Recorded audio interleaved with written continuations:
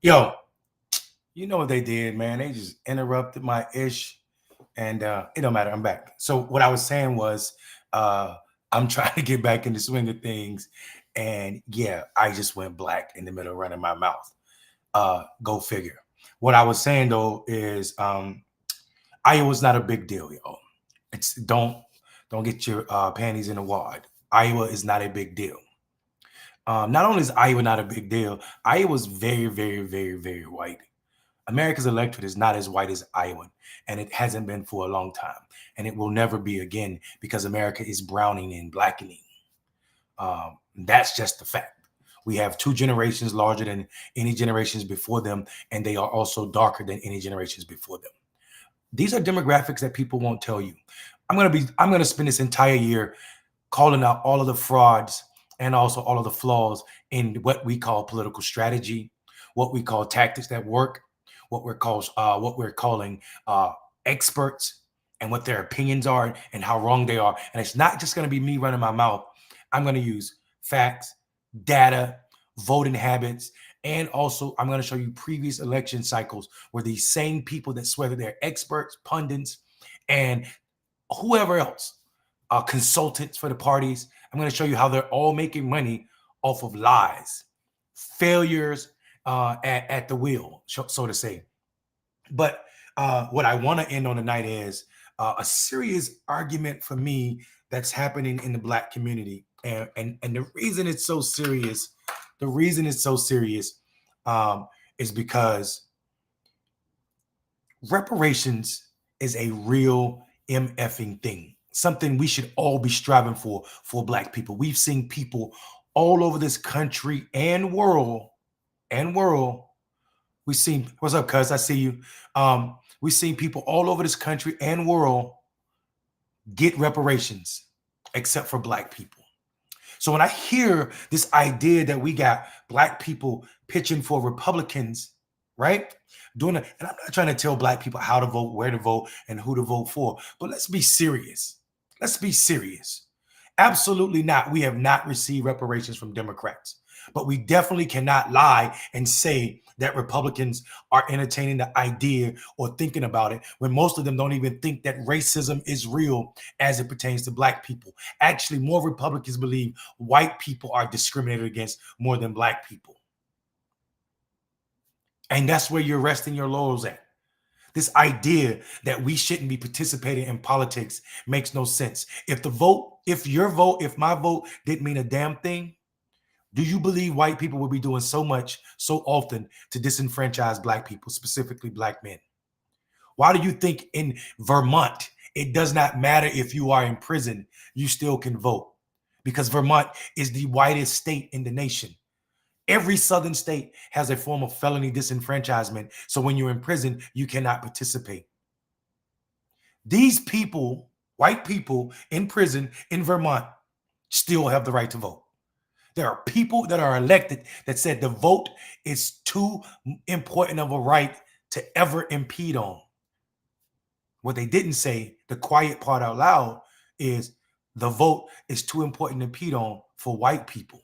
Because every day we see in the South that they're impeding on the Black vote. Felony disenfranchisement has not always been a thing.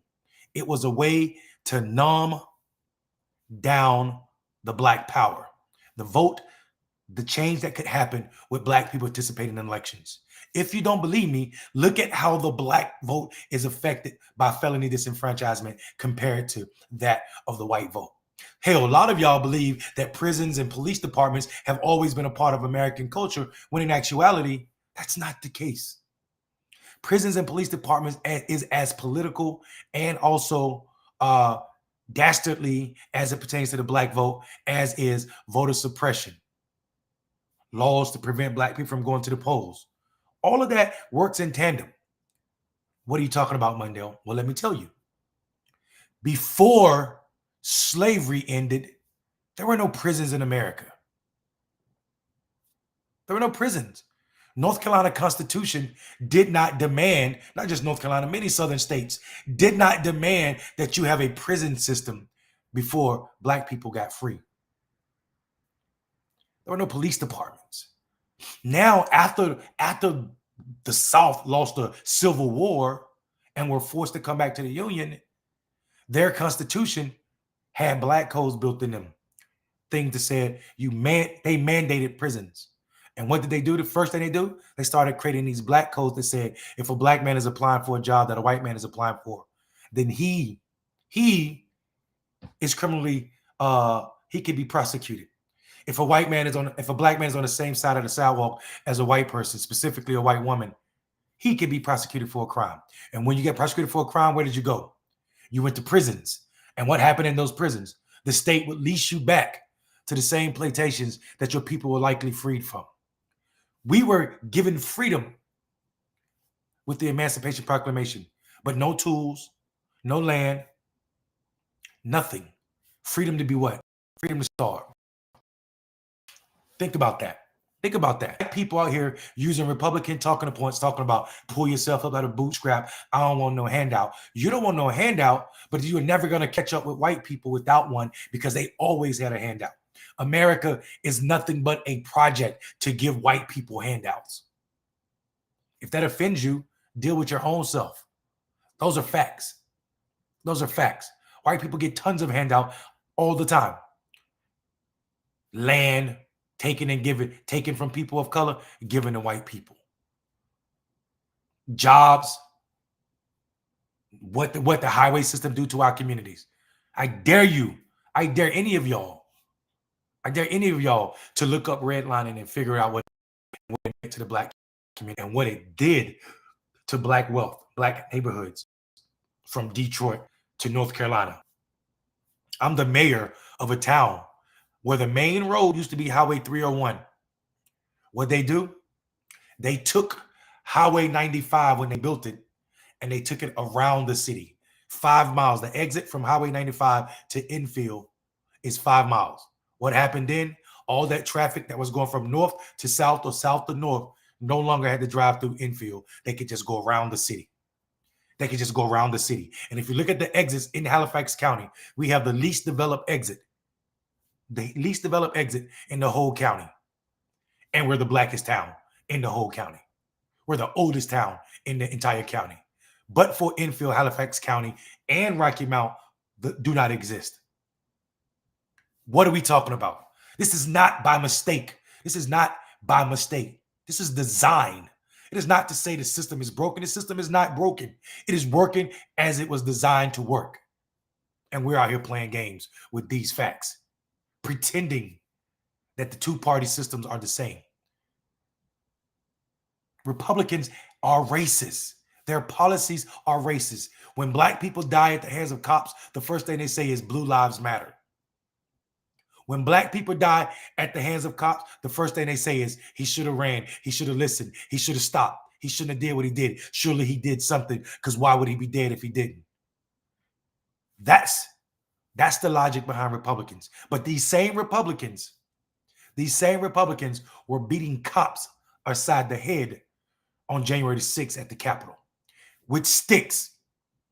These same Republicans are trying to tear down every institution, including the nation's largest police department, Department of Justice, and the FBI. That's what these Republicans are doing. You ain't hearing back the blue.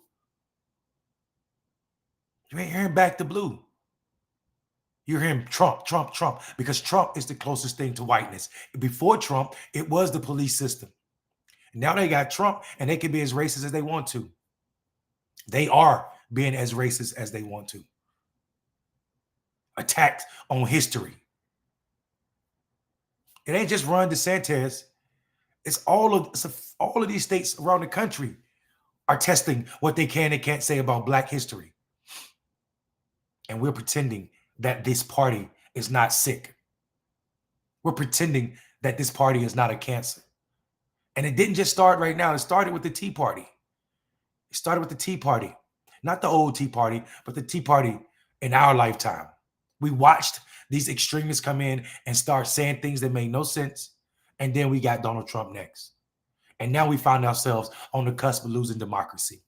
I know that sounds abstract and not real. And people are living through things that are truly plaguing them.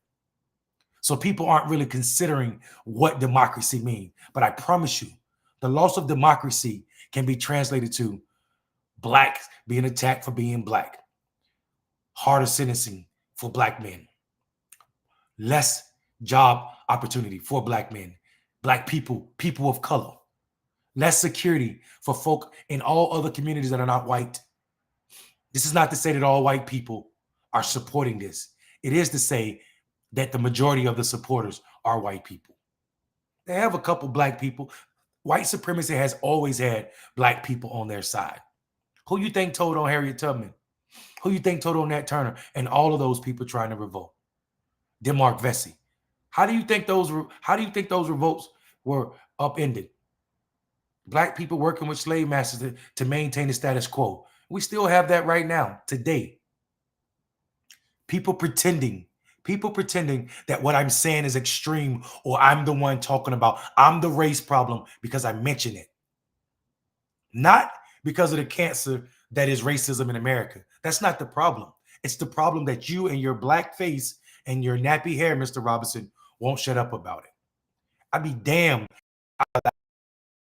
y'all in between Martin Luther and Black History Month pretend that I'm crazy for pointing out white supremacy. In this case, specifically as it's tied to the political system. Political system. Think about that. In this country, more than 25% of the black population do not have driver's license. Why do you believe that they are saying you need an ID to vote? Because they know that's going to take away 25% of the electorate. Or it could, just because they don't have ID.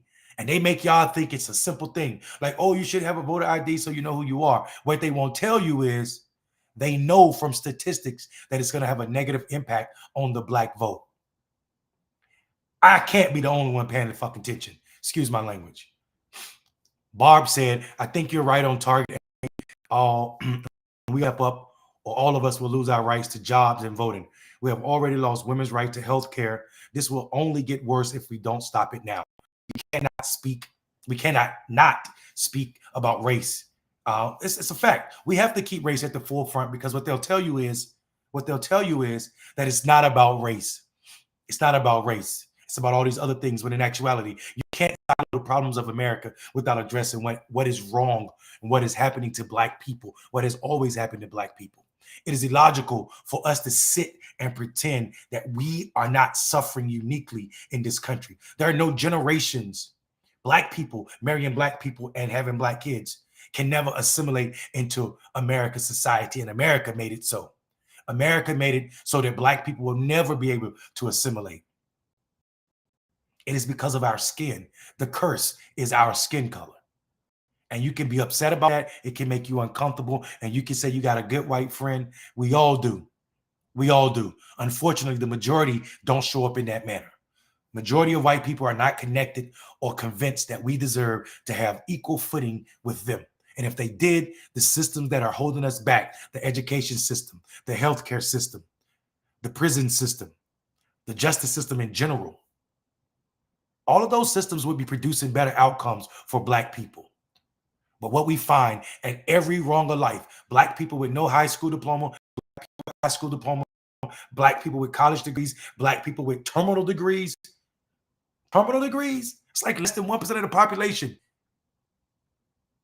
still have worse healthcare outcomes than white people. Those are just facts.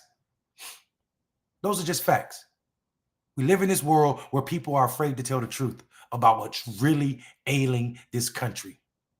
It is 2024, and y'all trying to make it look like racism ended when Martin Luther King was murdered. Like George Floyd didn't happen. Like Ahmaud Arbery didn't happen. Like Breonna Taylor didn't happen. Like the Panthers weren't murdered.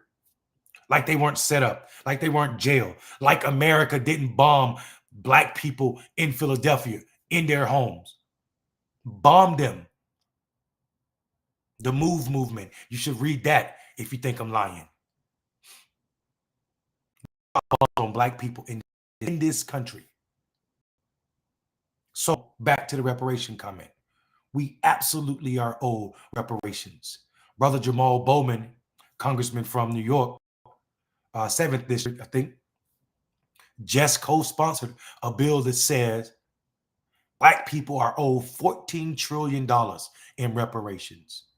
$14 trillion. So all of you black Republicans, for all of you conservatives, where y'all at on this bill? How many of y'all gonna co-sign it with that brother? How many of y'all are willing to put your name on that bill and say, yes, black people are owed reparations? America supported the Nuremberg trial to ensure that the Jewish people got reparations for the Holocaust. America paid Japanese people reparations after they put them in internment camps. America paid Native American people reparations. America paid reparations to the folk in Central South America for sending them dirty blood. America owed black people reparations.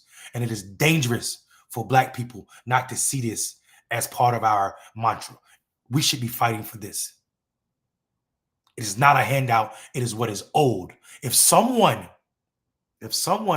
steals your Corvette, your red Corvette, and park it in their yard, and they're your neighbor, and they say, oh, I'm sorry, I didn't steal your car, my granddad did, but it's still in my yard, and I'm gonna keep it because he gave it to me. Is I'm sorry gonna be enough? Or are you gonna want your car back? If your neighbor or his granddad stole your car and he's still driving around in your car, are you gonna be okay with him just saying, I'm sorry? Or are you gonna want your damn car back? Are you gonna fight for your car back? This is the case as it pertains to black people in America. America owes black people a proverbial little red Corvette. And I'm not talking about a car for real, y'all. So don't go crazy and say Mondale said black people should get Corvettes. I'm talking about proverbial Corvettes. And our neighbors, our white neighbors, are driving around in it every day because they're losing their white privilege to live in a world that they would never experience what it means to be black in these United States. This is all facts. These are all the political issues that should be animating people.